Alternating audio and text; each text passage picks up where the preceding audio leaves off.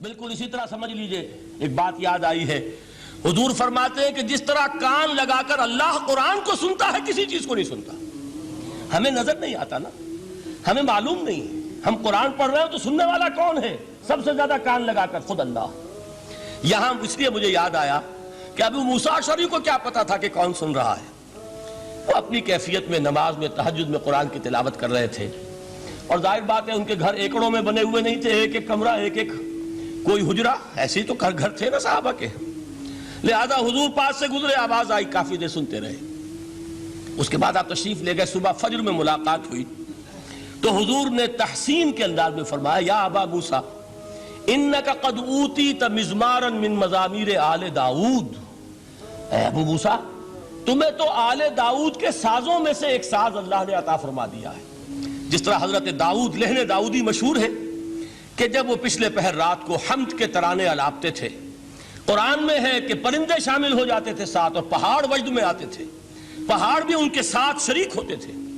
تو جس طرح کا اللہ نے ان کو لہن عطا فرمایا تھا، حضور نے تحسین کے انداز میں فرمایا ہے ابو موسیٰ اشعری، اللہ نے تمہیں بھی آل داؤد کے سازوں میں سے ایک ساز عطا فرمایا۔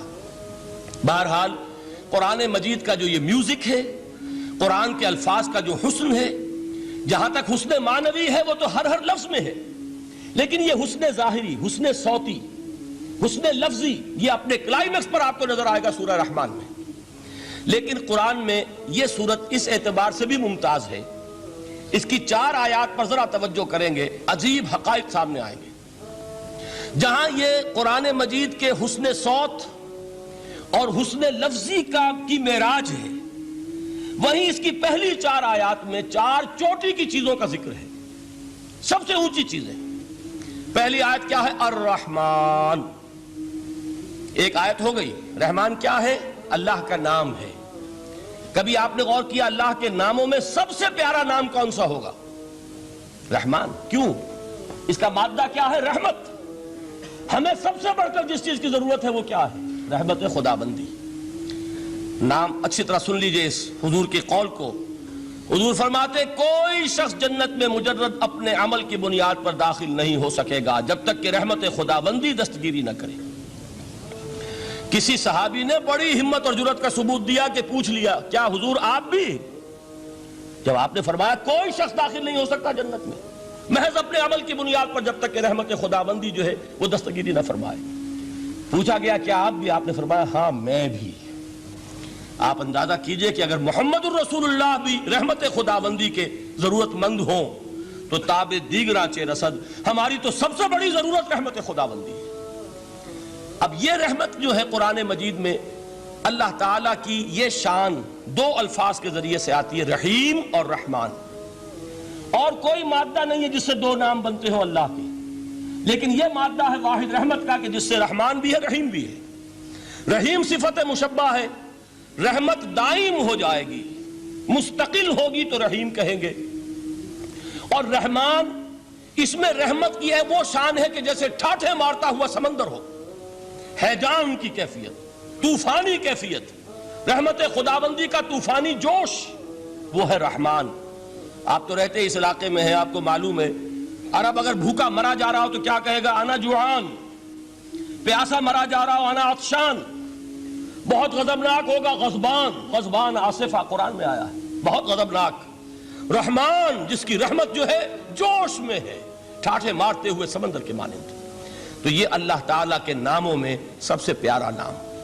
اب آگے چلیے، الرحمن علم القرآن، رحمان نے قرآن سکھایا۔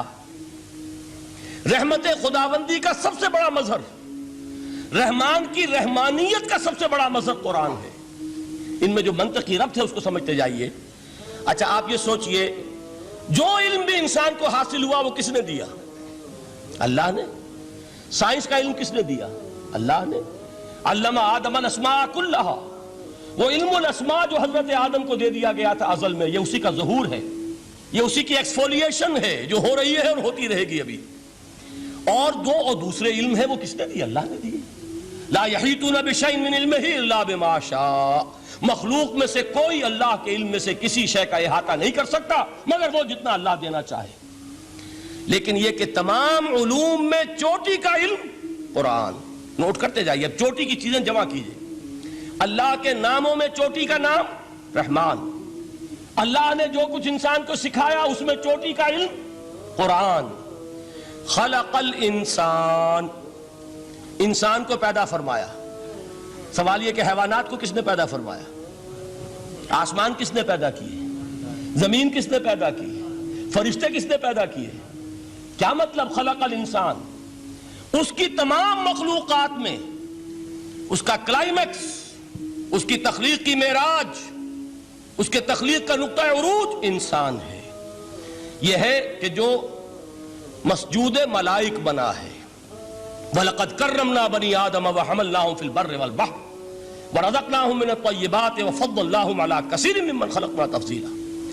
تو تخلیق میں سب سے اونچی تخلیق انسان کی، علموں میں سب سے اونچا علم قرآن کا، اللہ کے ناموں میں سب سے اونچا نام رحمان. اب آئیے چوتھی چیز، علمہ البیان، انسان کو بیان کی صلاحیت عطا فرمائی.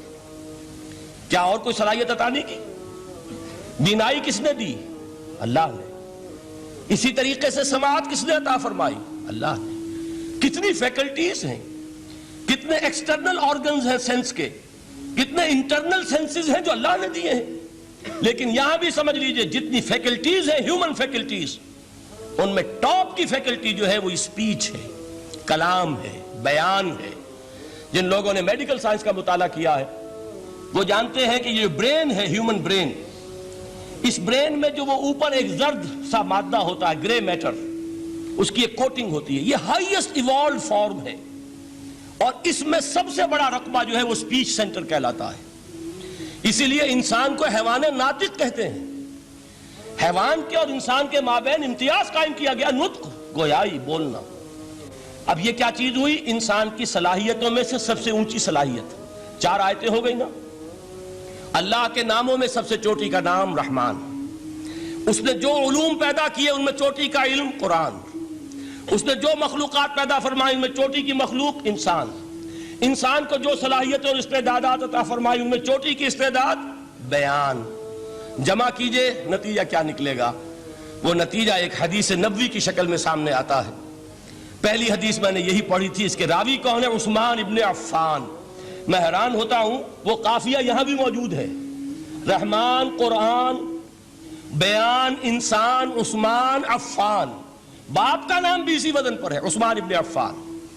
عن عثمان ابن عفان رضی اللہ تعالی عنہ قال قال رسول اللہ صلی اللہ علیہ وسلم. حضرت عثمان شہید مظلوم ذو النورین رضی اللہ تعالی عنہ فرماتے ہیں کہ اللہ کے رسول صلی اللہ علیہ وسلم نے فرمایا خیرکم من تعلم القرآن وعلمہ. تم میں سے بہترین لوگ وہ ہیں جو قرآن سیکھیں اور سکھائیں. قوت بیان جو تمہاری ٹاپ فیکلٹی ہے، اس کا استعمال کسی گھٹیا کام کے لیے نہیں ہونا چاہیے. دیکھیں اردو میں محاورہ ہے کہ توپ سے مکھی نہیں ماری جاتی.